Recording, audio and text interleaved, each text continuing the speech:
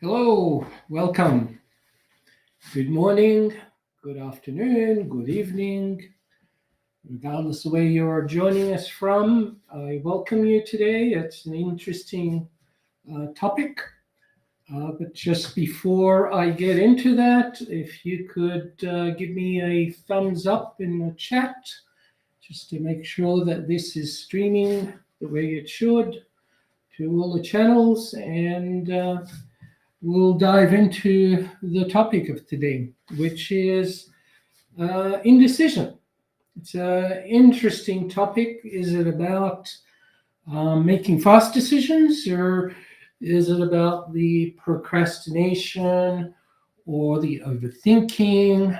Some people talk about analysis paralysis. I don't know what to do, so I don't make a decision. We're talking about leadership and the effect that your leadership decision making has on not just your business, but your team. Okay. A couple of weeks ago, we talked about the hiring process, and we'll go into that some more in the future. My biggest measure for great leadership is the retention. A great leader not only does a great job of their hiring process, but they do a good job of actually keeping people motivated, excited, and decision making is a big part of that. So, when we talk about that today, think of it outside the box a little bit more. I say to people, you get what you deserve. But in reality, you've got to make mistakes. I've made lots of hiring mistakes, I've made lots of leadership mistakes, and that's okay if you learn and adjust. It's not okay if you keep repeating the same thing, and we'll dive into that today on how you can break out of that cycle so that you can actually become that great leader, attract great people, keep great people. And decision making, believe it or not, it's not just about the opportunities that are missed in business, it's also about the influence that you have on your team and the culture and so much more. I'm not going to be able to go into everything today, but I hope I give you enough to be able to walk away and think about those traits.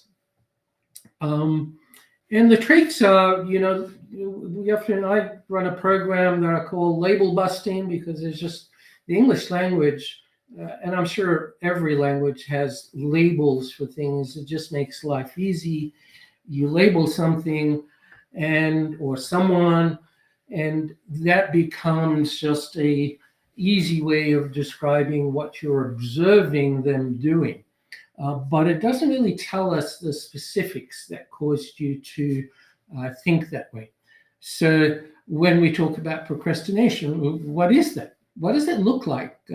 How does someone act when they are procrastinating? What do you observe? What is the reality behind a procrastination? Because observing someone and labeling them as someone who procrastinates may be a complete misjudgment of the real situation. It could be not enough information. It could be their risk assessment. But the most important part, and what we're talking about today, is how their brain deals with situations.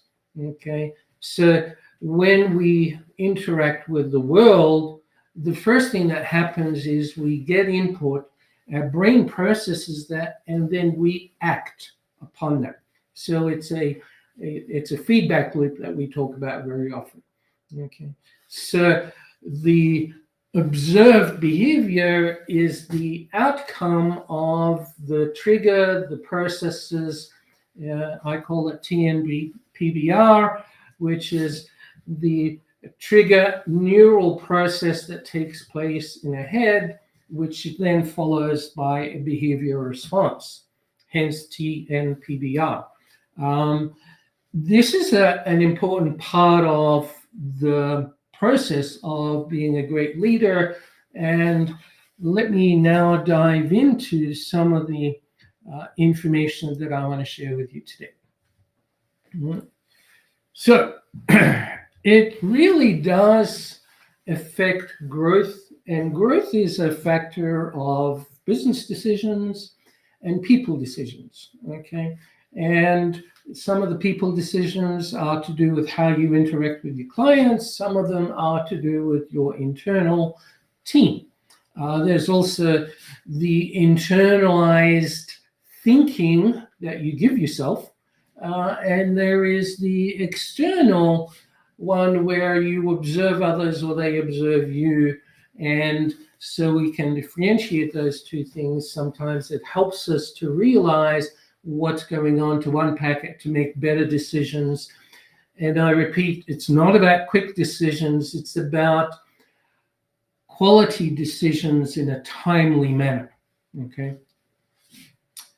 So without further ado, let me make sure the technology is responding. There we go. Okay, so the cost of that, as it says here, and I've just talked about that, it's missed opportunities, it's confusion, and also it creates an overwhelm because of the, if you imagine, if you're not making decisions quickly enough about things in a timely manner, then those decisions pile up, your to-do list grows, you get overwhelmed, and all of a sudden the whole business is stifling and you're missing on huge opportunities. It's actually quite destructive when you think about it, okay?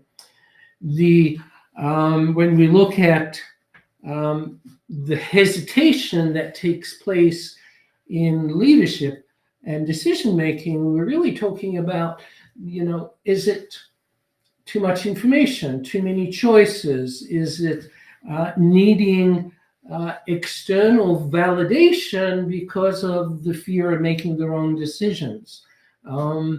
Sometimes we get into too much noise. We have a lot of clients that I've seen that constantly want more information, read more books, do more courses, watch more videos. And all that's doing is really providing more and more choices, which then destroys the ability to execute in a timely manner, okay? So the truth isn't about knowledge, it's about how you manage your decision-making process, or understand how your brain works so that you can actually know when it's gone off on a tangent, that you need to pull yourself back, or you are working on something that maybe is taking up a lot of time and you need to pull the trigger and make a decision on it. So there's a lot of factors, obviously, so we're not going to boil the ocean today. We're just going to give you 3 or 4 key nuggets that you can work on immediately and improve your timeliness, and hopefully see a direct impact of that within your business, with your team, and so on. So the real issue is the behavior patterns, understanding I don't like the word wiring, but the way your brain has been developed, the automatic unconscious processes that you have developed that have served you well in the past. And so your brain automatically goes to those things that have worked, and it avoids the things that have caused you some challenges in the past. Now, if you don't know what those are, you walk around blindly because you don't know how other people are observing you. It's invisible to you, but it's visible to everyone else around you, okay? So it's important to reflect, almost looking in the mirror, but in a very objective way to understand what's going on and how to change that. Okay. And maybe for some people, the word change might be too strong a shift. How to improve, maybe how to tweak it, if you just improved a little bit every day, every week, every month, imagine what you could accomplish in a year, in 10 years. Okay. Practicing good behavior, practicing good practice makes good results. Bad practice will just keep you where you are. So we want to keep that in mind. And I'm going to talk about our behavior assessment tool. AccuMatch is something that we developed specifically for this. There's really not another product that I've come across that anyone else has come to me and said, we can use this instead. It's usually we've stopped using that and we've shifted to using AccuMatch because of the clarity, the specificity, the ease of identifying what we can work on, what's going on behind these observable behaviors, what's going on between our ears that other people see me acting out, but they don't understand what's going on in there. So it's my job to understand what's going on between my ears in order to respond to the feedback and improve my results.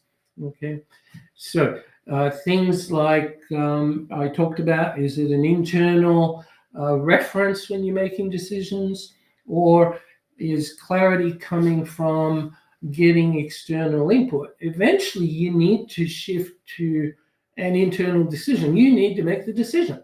Right?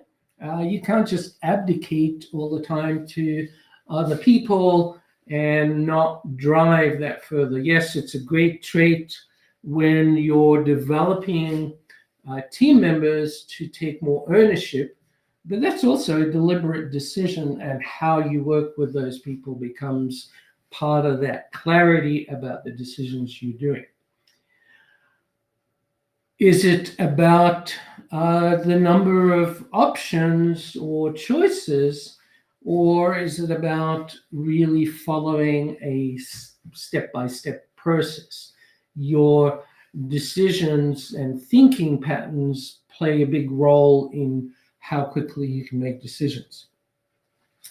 And at this point, I just want to point out one really important thing. If you haven't considered this, please do.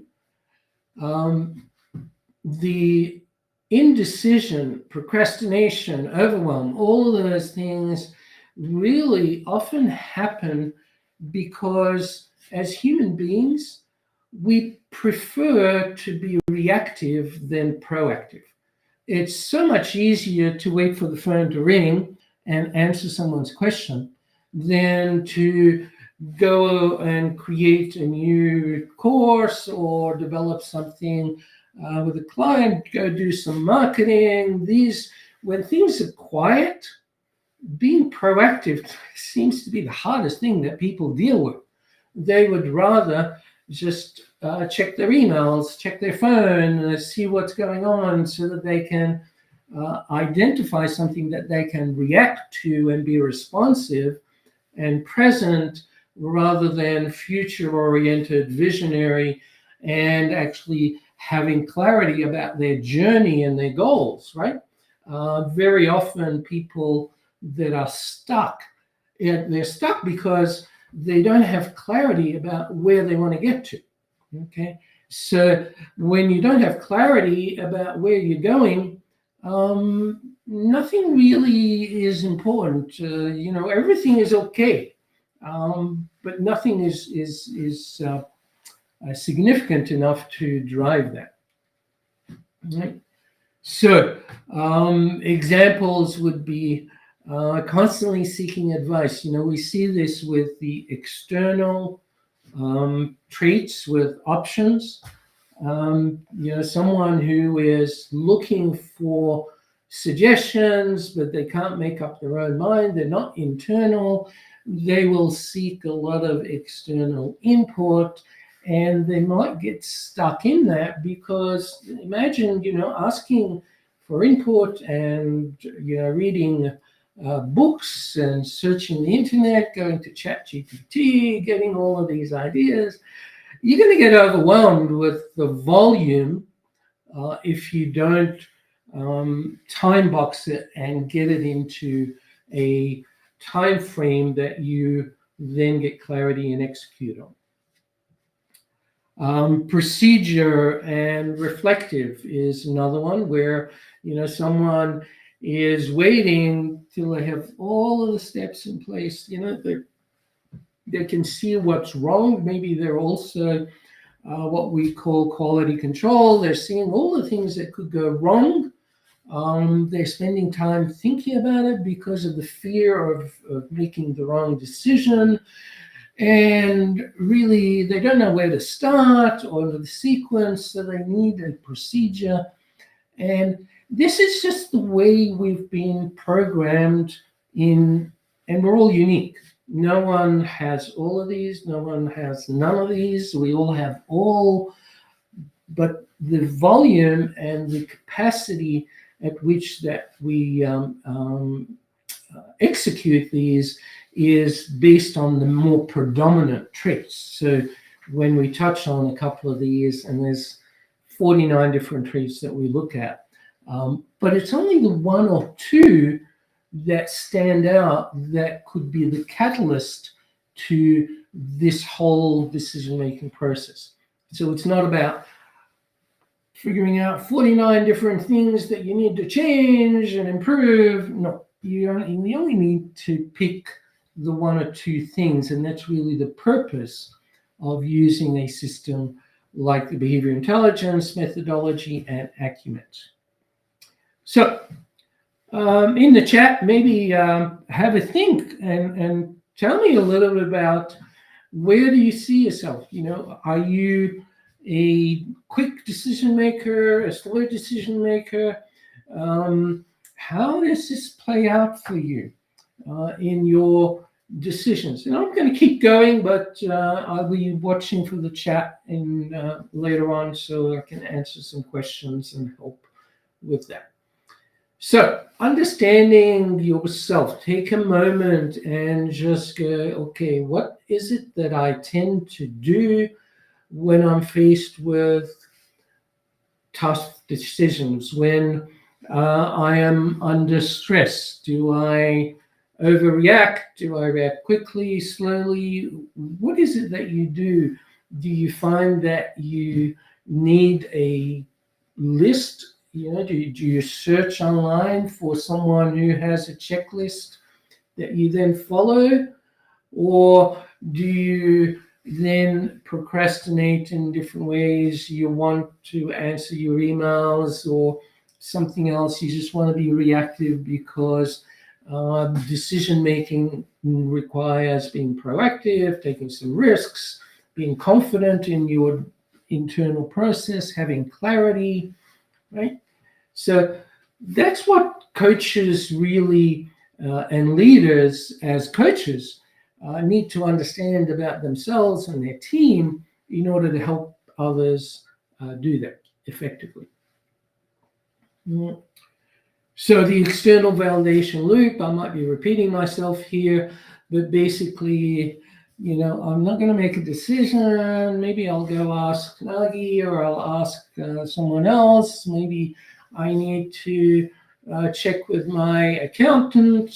All of these things, these are the external validation loop, which really, when we label it, we call it lack of self-confidence, but I don't like the label. So, it's more to do with, that's an observable label, if you like. But understanding how it got to be that way is really the important part of how to make the shift, right? Too much research, too much due diligence, right?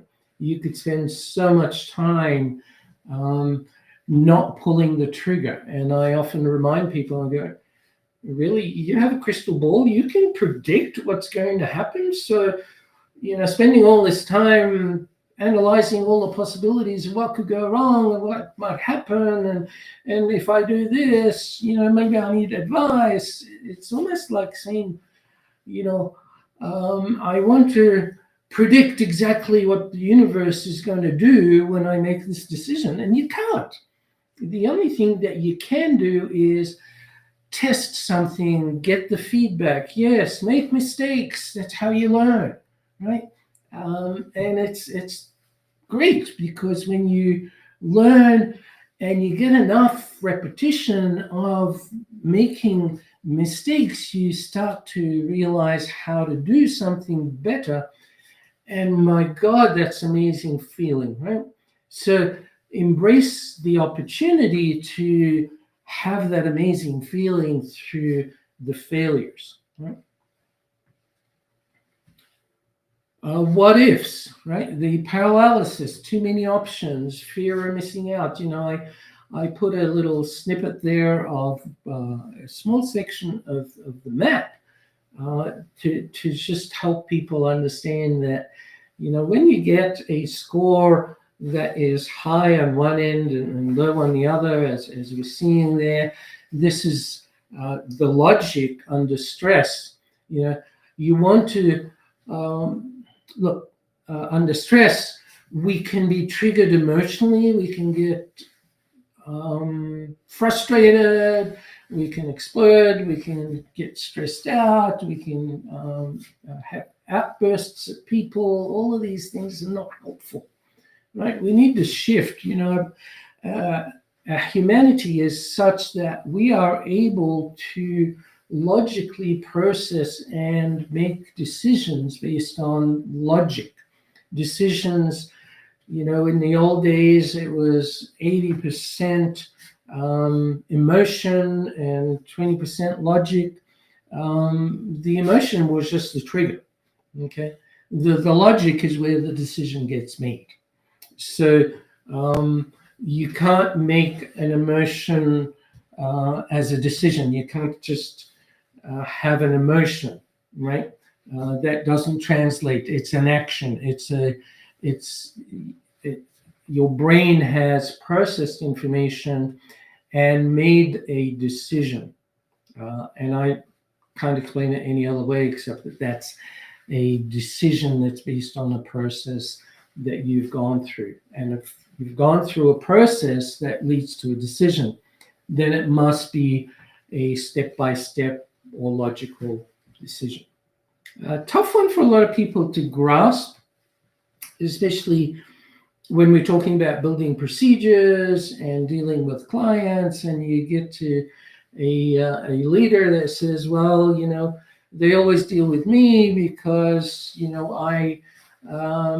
I sense things, I can feel what they're feeling, and I'm very good at it, and I can't replace that. Well, actually, all of those things are trainable, okay?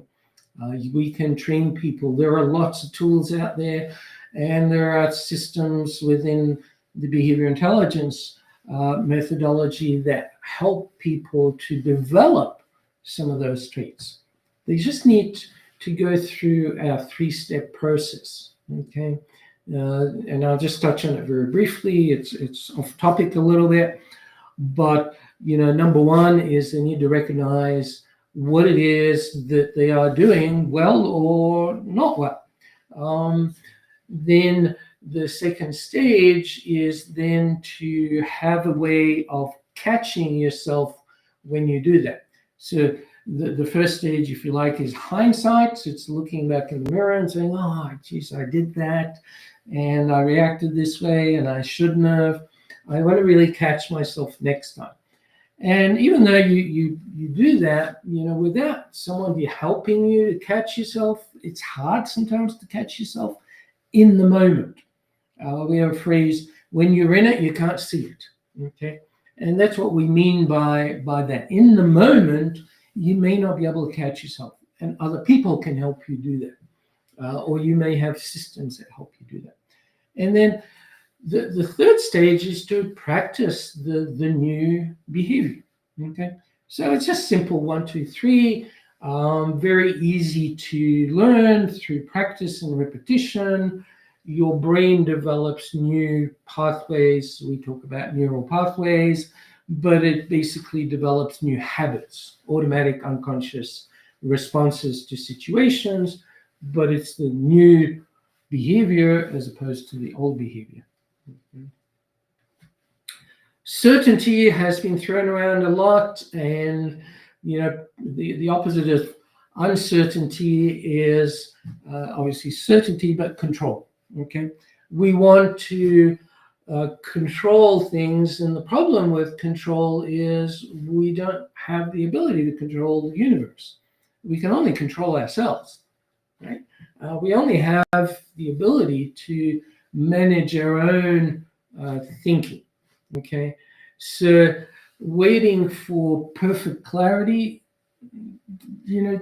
perfect clarity is just in the moment right now. I may have perfect clarity, but in 2 seconds time something's changed and that's gone, right? So perfection is almost in the past, because it just goes by so quickly. Okay. Planning. All right. A lot of people spend so much time planning and processing information, but really the purpose of planning is to get clarity and to start executing. So over planning is really back to that perfection. I haven't figured it out yet. We talk a lot about these days, because of everything that's happening with technology. What are you going to do yourself? What are you going to delegate to a team member? And what are you going to automate? And people tend to look at those in that sequence. And today we're trying to bring automation forward so that the things that remain after you've automated are what you delegate and what you do yourself. Okay, so it's almost backwards when we look at it and the right way to set it up. Okay. I'm going to introduce you to a 3-step framework, but I just wanted you to just quickly look at this. This is Psychology 101.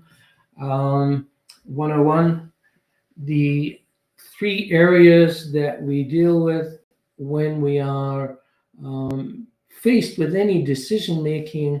It's the emotion, the logic that then has to take place, and the action that is observed, and that's the behavior.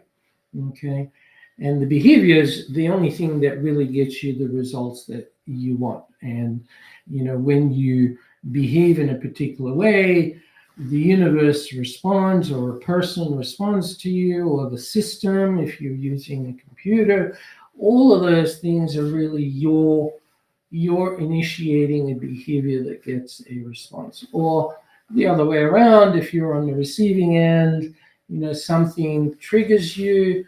You can only be triggered through physiology, right? Touch, hearing, seeing, smelling, tasting, right? You can't be triggered without your body being involved in that. And sometimes we forget that that's a physiology that our brain is managing, and our brain knows what to do with all of the senses that we receive, what to delete, what to focus on, etc. The actions only take place when you make a logical decision about what steps you're going to take. And some of them are very quick, and people tend to think of those as an emotional. No, I'm very emotional. I respond emotionally. I make quick decisions, but their gut instinct, their emotion, they're actually, sorry to say that, they still go through your brain, and your brain compartmentalizes different things and allows you to then use your past processes to then make those decisions. And if you make them quick, then it's thought to be emotional. but those that take time are thought to be logical. It's all BS. I'm sorry. You just need to understand the process that you go through to be able to do that. So before you can improve your decision making, the first thing you do is you must decode how you act. If you're acting quickly, dissect that process. What did you observe? What triggered you to say this was a gut response? The gut response is really a past trained response. You just know instinctively because you've done it 1,000 times that way. Is it the right one? Maybe that needs to change. Maybe that's the whole issue that you are dealing with. So, we talk about indecision through this presentation, but there's also the flip side of that. Okay, so identifying those automatic behaviors, or really the programming that is slowing you down or speeding up the process. And how do you do that? We use the AccuMatch map to help us do that. If you use feedback, some people like 360 feedback. They're not as effective as we thought 20, 30, 40 years ago when they were first put together. There is a lot more information today that allows a greater clarity about the type of feedback that you want to get, as opposed to just following a fixed set of questions that are really part of that 360 process. So being open to exploring different types of feedback.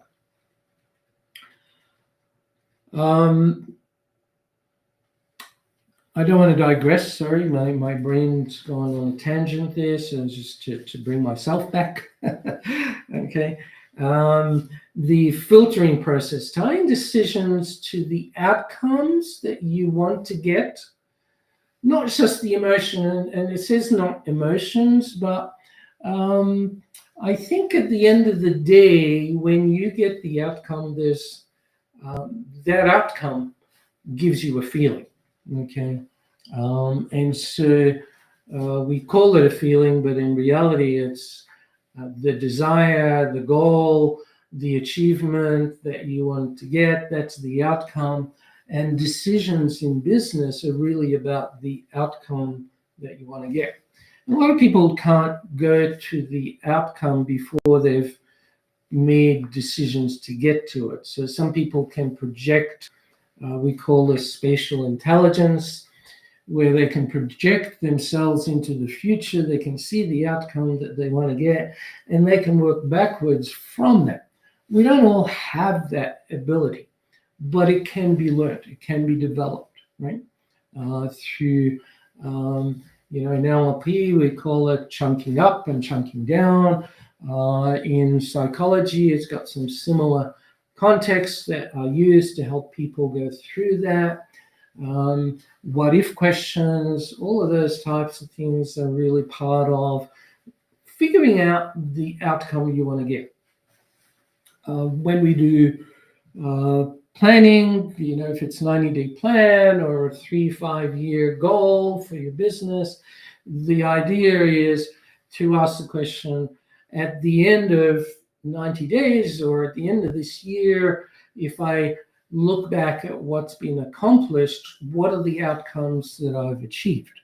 Okay, so those are real, tangible outcomes that you want to have. I don't like the word goals because we've had this SMART goals for a very long time, but outcomes are far,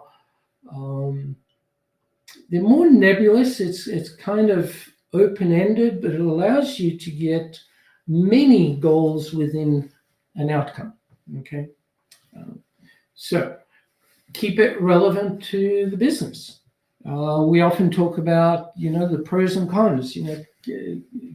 Build yourself a process that is strategic enough to allow you to do quick comparisons and say, if I make this decision, and you can only do that, you've only got two hands. So if you can put two decisions in front of you, you can do this or that. And then take another one, this or that. This one, okay, take another one, this or that. Oh, this one's better, right? And that allows you to then streamline your decision making very quickly. And, in the old days, again, we used to just call it doing your pros and cons.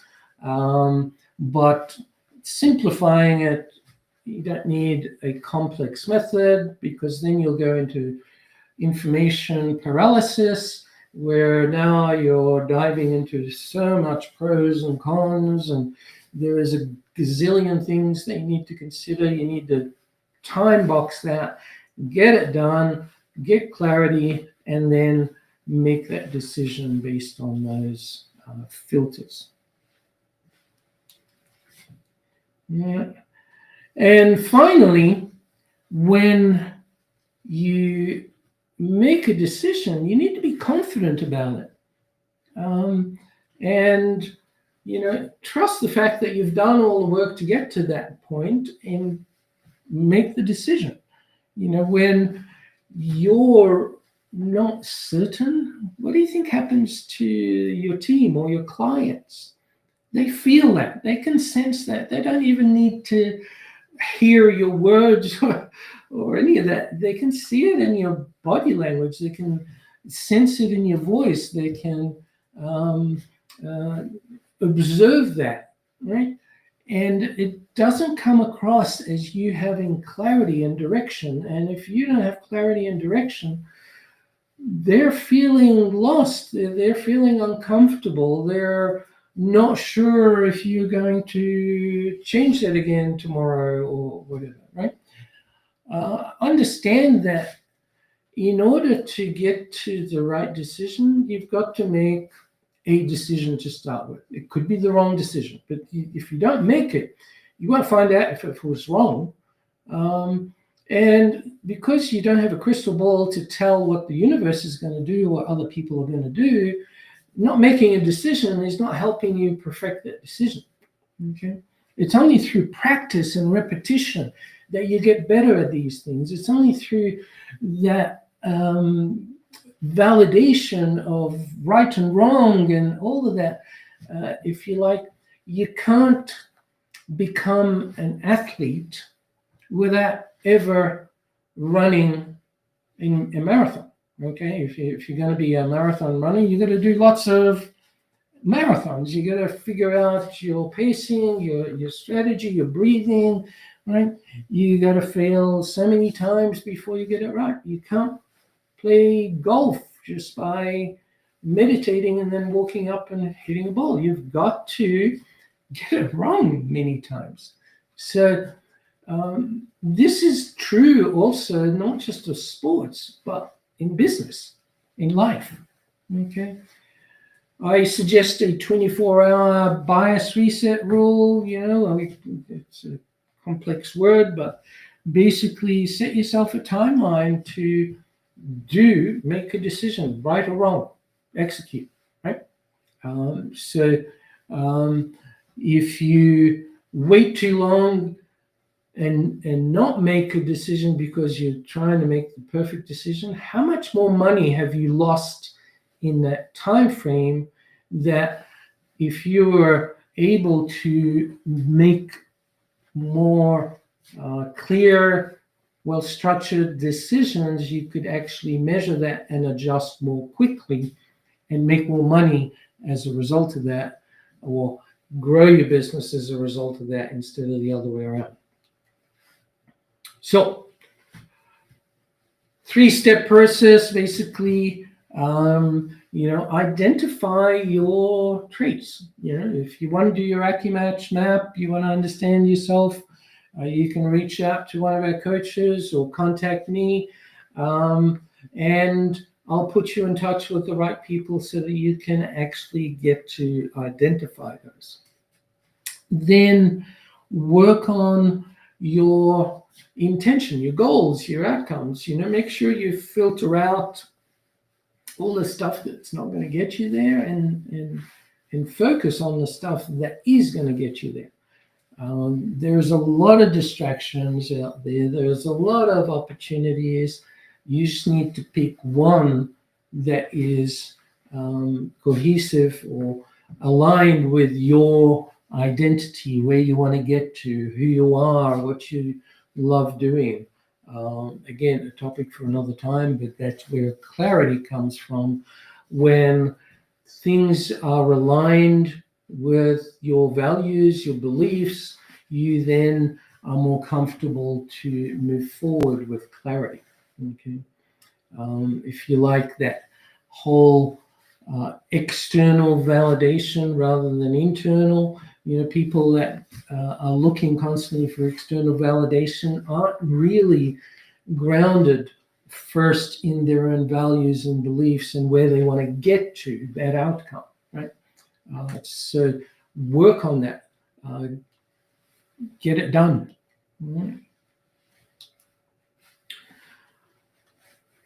Right. I can go through hundreds of examples. I've sat on thousands and thousands of sessions with coaches, unpacking their own wiring or their business clients' wiring again.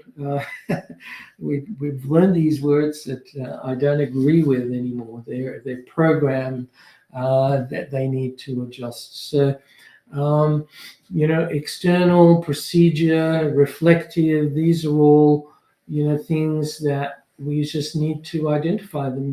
What is reflective? Reflective person spends a lot of time reflecting and thinking and processing.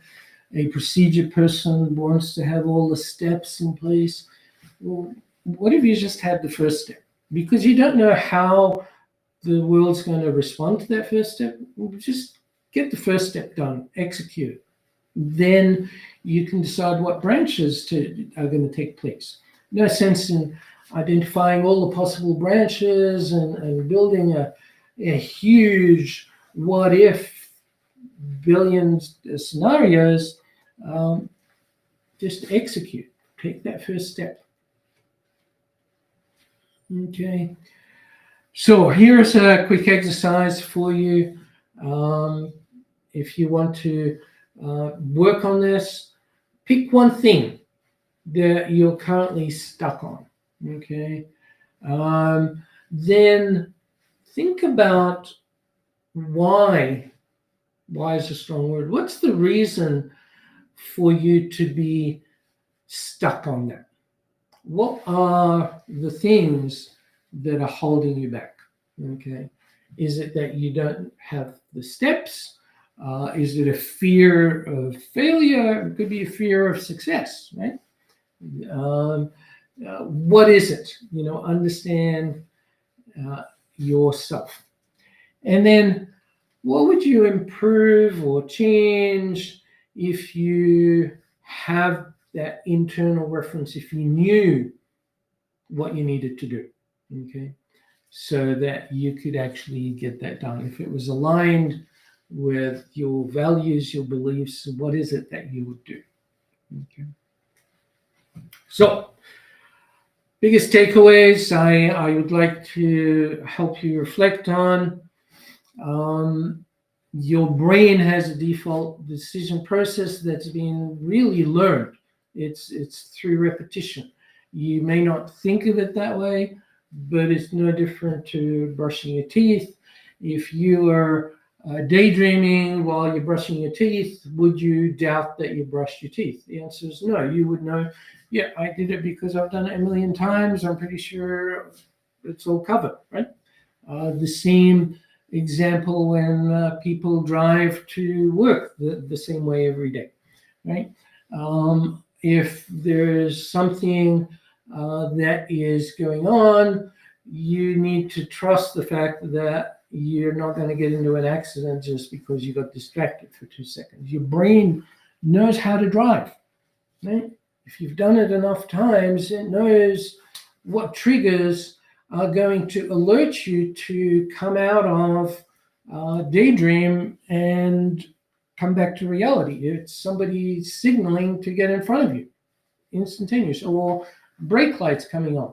These are things that you've done so many times that your brain has developed automatic responses for them, and you need to believe and trust in those. But if you've developed bad habits, then they're going to be the ones that show up every time.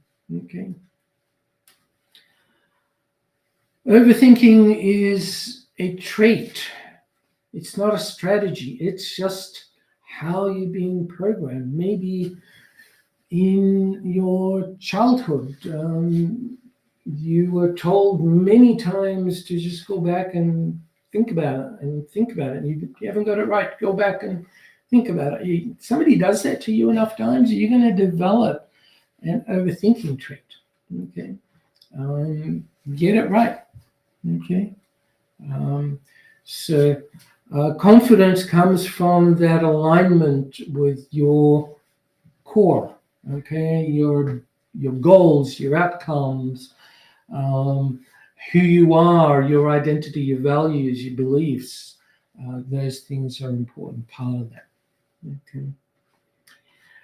As a bonus, if you are interested in getting your AccuMatch map done and working with somebody, we have some great opportunities set up.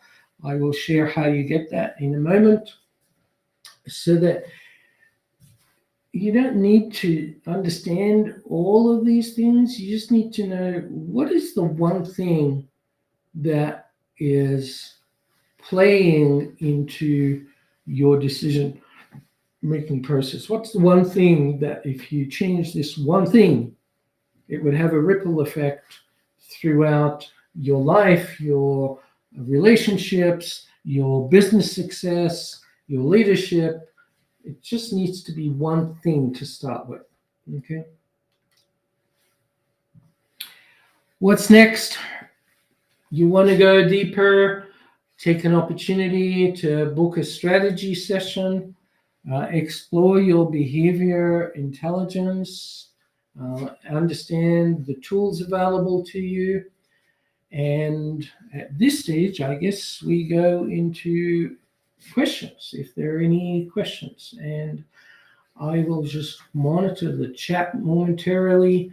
But as usual, because this is live, when we shut this down, there will still be conversations happening online, and myself and the team will respond to you accordingly.